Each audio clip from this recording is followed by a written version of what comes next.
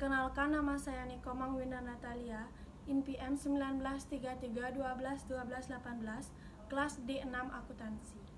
Baik, di sini saya akan menganalisis jurnal apakah Delaware benar-benar membunuh hukum perusahaan. Nah, yang pertama saya akan menjelaskan tentang Revlon. Apa sih itu Revlon? Nah, Revlon adalah keputusan pengambil alih dari yang tidak bisa dibatalkan dengan benar, kecuali dibingkai dalam bentuk konteks historinya. Revlon yang memiliki kuasa membentuk standar yang sempurna dengan melakukan direksi yang membutuhkan untuk memaksimalkan nilai demi keuntungan pemegang saham dalam perjualan perusahaan di atas perlindungan kepentingan pemangku lainnya. Hal ini termasuk mempertahankan independensi entitas perusahaan. Selain itu, Revlon adalah kasus pengambil alihan bermusuhan yang membatalkan pertahanan tertentu sehubung dengan lelang kompetitif untuk kontrol. Namun implikasi ini jauh lebih besar karena semua dinegosiasikan. Kesepakatan memang mengandung perangkat perlindung. Kesepakatan yang serupa di bawah Revlon ini. Yang kedua, saya akan menjelaskan tentang Corwin. Apa sih itu Corwin? Corwin adalah salah satu kasus terbaru dari seri yang dimiliki semakin membatasi jangkauan doktrin Revlon. Ini bagian survei naik turunnya Revlon. Corwin dengan tegas menyatakan bahwa di mana suara pemegang saham diwajibkan menurut undang-undang seperti untuk manajer dan juga pemegang saham mengendalikan sendiri takdir melalui pemungutan suara informasi yang merupakan yang tertinggi dan terbaik bentuk demokrasi perusahaan. Corwin menimbulkan banyak kritik dan dari sebagian kecil yang baik beasiswa hukum. Nah, dari Corwin tersebut dibagi menjadi 3. Yang pertama adalah doktrin ini mungkin berjalannya tidak efektif karena tujuannya untuk mengekang proses pengadilan.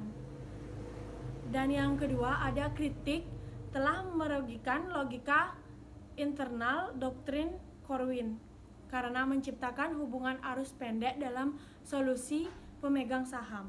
Nah, yang ketiga ada substansif. Suara pemegang saham dianggap benar-benar cukup melindungi kepentingan investor.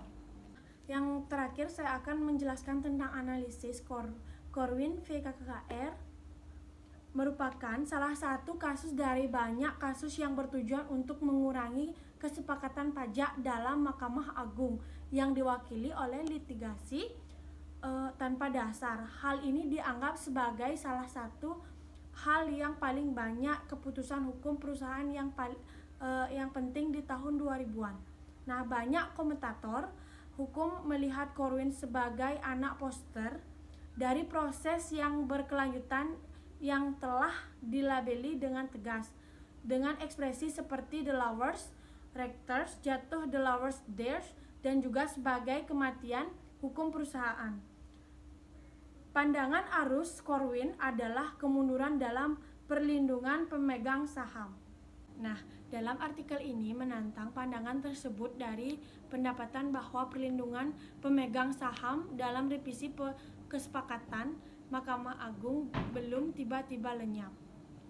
Dalam ini, pertama Corwin hanya berlaku di kehadiran persyaratan seperti penggugat yang sederhana disebut dengan retinal. Di sekitar mereka persyaratan itu persetujuan dan pemegang saham tanpa persetujuan terikat untuk dapat memberikan balasan pada arah tertentu untuk pelanggaran dalam proses perjualan dan dalam adopsi perangkat perlindungan kesepakatan. Pada artikel ini juga dijelaskan secara empiris asli transaksi Foss Corwin. Selain itu, dalam artikel ini diperoleh bahwa litigasi dapat mencapai tingkat yang tidak berkelanjutan di pertengahan tahun 2010-an. Kemudian mengintervensi beberapa bidang untuk dapat menampung pelanggaran. Kemudian sebuah perubahan pada saat Delaware Mahkamah Agung dengan Corwin memberikan jalan keluar bagi terdakwa lebih awal dari litigasi.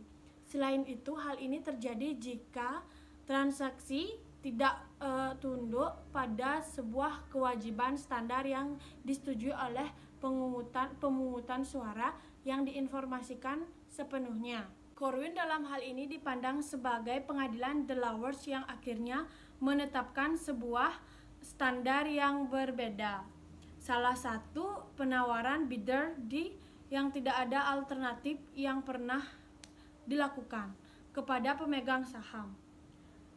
Pada dasarnya, Corwin mengangkat dasar dengan aturan yang hanya menghilangkan pengawasan ketat untuk satu penawaran jika beberapa persyaratan dipenuhi.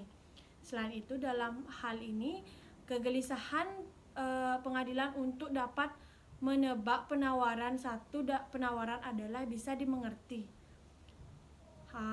Hakim diminta untuk dapat membuat expose dan juga kegigihan negara dalam sebuah transaksi yang lebih disetujui oleh para pemegang saham. Selain itu, dalam hal ini, artikel ini menyebut bahwa undang-undang dibuat oleh Corwin jauh lebih buruk daripada yang lama untuk mendeteksi sebagian besar dari penawaran yang satu penawaran bidder. Undang-undang baru ini terdapat hanya dua skenario. Skenario makro yang pertama ada ketidakjujuran dewan dan ketidakmampuan persyaratan, pengakuan penuh dan keputusan yang tidak tulus oleh pemegang saham yang melalui persyaratan dengan paksaan atau ketidaktertarikan. Namun dalam hal ini terdapat penghalang kuat di tempat kerja seperti saing tawaran, seperti mengenai pengacara dan juga ancaman yang mengancam dan disensor oleh kehakiman Delaware.